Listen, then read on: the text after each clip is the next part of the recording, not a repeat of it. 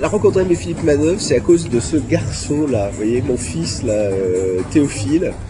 On était en vacances à New York il y a 4 ans et il écoutait dans son Walkman M et il chantait ça dans la rue mais très fort, de Johnny M. Tu vois. Et à un moment, je lui dis mais on est à New York, qu'est-ce que tu fais, qu'est-ce que tu écoutes, je peux savoir ce que tu écoutes. Et il me dit mais j'écoute M et du coup j'ai écouté évidemment et je suis tombé sous le charme.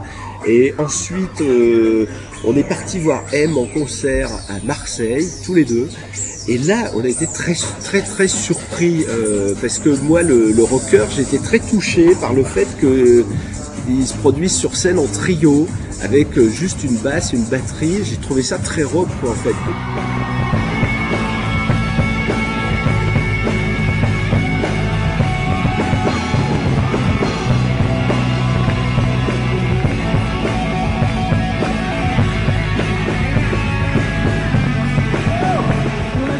Nous, on aime bien mettre M en couve de rock et folk, on le fait et on peut le refaire. Et donc, on a vraiment, c'est un artiste qu'on aime bien suivre, son évolution, ses développements. C'est quelqu'un qu'on aime beaucoup, quoi. Et l'idée, c'est de faire une couverture un petit peu spéciale avec le nouveau look de Mathieu, qui est vraiment il déborde Elvis Presley sur la droite, la gauche, il lui fait tout, quoi.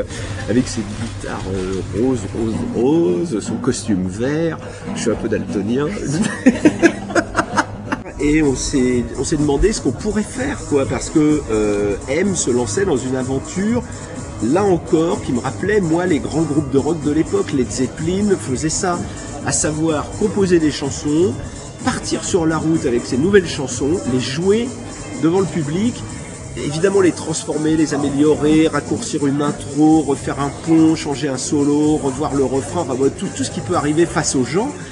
Et à ce moment-là, après, rentrer en studio et faire un album. Et j'ai trouvé cette idée tellement incroyable et tellement, moi, ça me correspondait tellement idéologiquement, c'est tout ce que je pense que les gens devraient faire. Que j'ai dit, bien sûr, Rock et Folk va suivre ça. Alors ensuite, il fallait trouver un journaliste d'exception et un photographe de talent. Ce qui est un peu ma spécialité, donc de trouver ces gens-là. Donc on a mis Jérôme Réjas et Claude Gassian sur la tournée M, mais pas que sur la tournée, ils allaient aussi aux répétitions, ils allaient aux enregistrements. Ils se sont mis vraiment à suivre et à vivre avec M toute la tournée. Et il me racontait des choses psycho-délirantes. Il me disait oui, hier on était à Nantes, mais je lui dis mais alors il joue quoi? Il joue ses nouvelles chansons et c'était la folie totale. Donc on a été vérifié à l'Élysée-Montmartre et ça a été un concert d'anthologie, encore une fois. Donc on était très contents d'avoir suivi toute cette petite aventure, pour une fois qu'il y en a une. Puisque d'habitude, les artistes vous pondent un album et après ils vont le jouer sur scène et ils s'aperçoivent que ça va pas toujours. Et généralement, à la fin de la tournée, ils jouent un morceau du nouvel album et tout leur greatest hits. Là, au moins, c'est testé et approuvé sur scène.